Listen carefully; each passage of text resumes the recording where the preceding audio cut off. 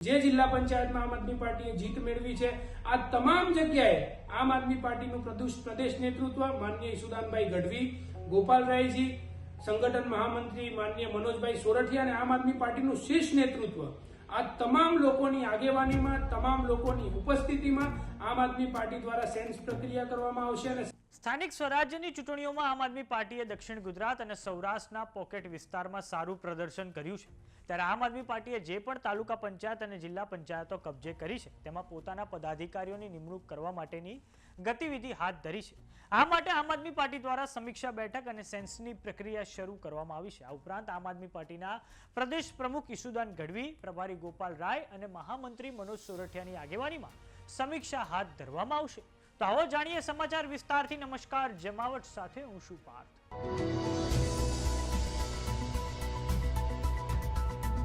સ્થાનિક સ્વરાજ્યની ચૂંટણીઓમાં આમ આદમી પાર્ટી એક જિલ્લા પંચાયત અને 12 તાલુકા પંચાયત કબજે કરી છે. આમ આદમી પાર્ટીએ સમગ્ર ગુજરાતમાં પોતાના પદાધિકારીઓની નિમણૂક કરવા માટે સમીક્ષા બેઠક અને સેન્સ લેવાની પ્રક્રિયા શરૂ કરી દીધી છે. આ સમગ્ર મામલે આમ આદમી પાર્ટીના પ્રવક્તા કરણ બારોટની પ્રતિક્રિયા સામે આવી છે, જેમાં તેમના દ્વારા કહેવામાં આવ્યું છે કે સેન્સ પ્રક્રિયામાં તમામ હોદ્દેદારોનું સંતુલન જળવાય એ પ્રમાણે પ્રદેશના નેતાઓની આગેવાનીમાં હોદ્દેદારોની નિમણૂક કરવામાં આવશે. આમ આદમી પાર્ટીએ તાજેતરની ચૂંટણીઓમાં 9 તાલુકા પંચાયતમાં ડિસાઇડિંગ ફેક્ટર બનીને ઉભરી છે. આ ઉપરાંત ચૂંટણીના પરિણામોને લઈને સમીક્ષા પણ હાથ ધરવામાં આવશે. આવો સાંભળીએ આમ આદમી પાર્ટીના પ્રવક્તા કરણ બારોટે શું કહ્યું છે. જય ગુજરાત. નમસ્કાર મિત્રો, હું ડોક્ટર કરણ બારોટ, પ્રદેશ મુખ્ય પ્રવક્તા આમ આદમી પાર્ટી.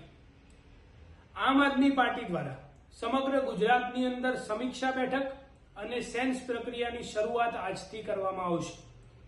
ગુજરાતની જનતાના પ્રેમ અને અભૂતપૂર્વ આશીર્વાદના કારણે આમ આદમી પાર્ટી દ્વારા 12 જેટલી તાલુકા પંચાયતમાં જીત મેળવવામાં આવી છે અને એક જિલ્લા પંચાયતમાં આમ આદમી પાર્ટીએ ગુજરાતમાં જીત મેળવી છે.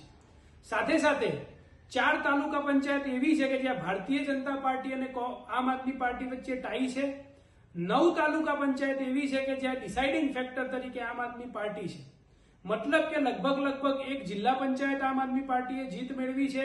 25 તાલુકા પંચાયતમાં આમ આદમી પાર્ટીએ ખૂબ જ જોરદાર પરફોર્મન્સ કર્યું છે અને સાથે સાથે ઘણી જિલ્લા પંચાયતો એવી છે, તાલુકા પંચાયત એવી છે, નગર પંચાયત એવી છે, નગરપાલિકા એવી છે કે જ્યાં આમ આદમી પાર્ટી વિરોધ પક્ષ તરીકે ગુજરાતની જનતા માટે જમીન સ્તર પર કામ કરશે. ત્યારે આમ આદમી પાર્ટી દ્વારા આમ આદમી પાર્ટીના પ્રદેશ અધ્યક્ષ માનનીય શ્રી ઈસુદાનભાઈ ગઢવી, અમારા ગુજરાતના પ્રભારી શ્રી ગોપાલરાયજી, સંગઠન મહામંત્રી મનોજભાઈ સોરઠિયાના નેતૃત્વમાં આમ આદમી પાર્ટી દ્વારા સમગ્ર ગુજરાતની અંદર સમીક્ષા બેઠકનું આયોજન કરવામાં આવશે. જિલ્લા લેવલે નેતાઓને જવાબદારી સોંપવામાં આવી છે.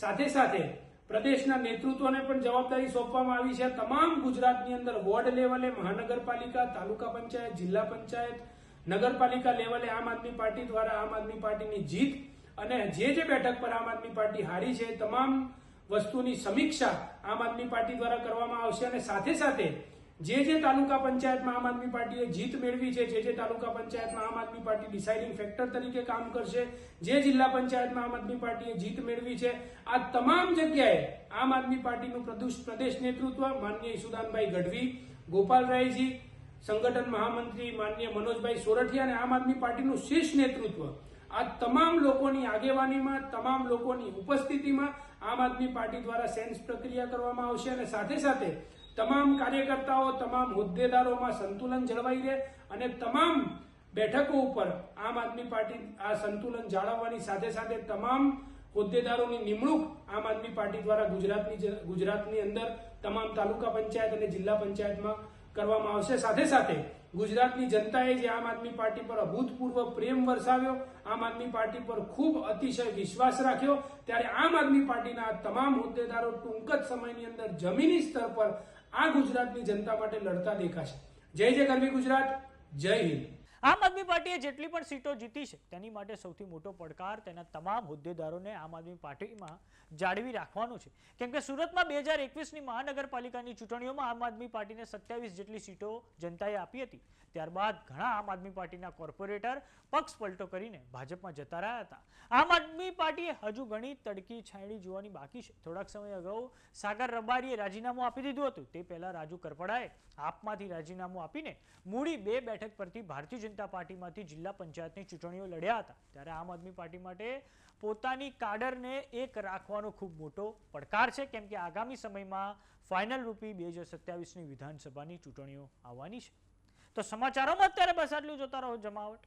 જો તમે અમને યુટ્યુબ પર જોઈ રહ્યા તો સબસ્ક્રાઇબ કરો, જો તમે અમને ફેસબુક પર જોઈ રહ્યા તો ફોલો કરો, સાથે જ અમારી વોટ્સએપ ચેનલ આવી ગઈ છે, જોઈન કરવાનું ના ભૂલતા. નમસ્કાર.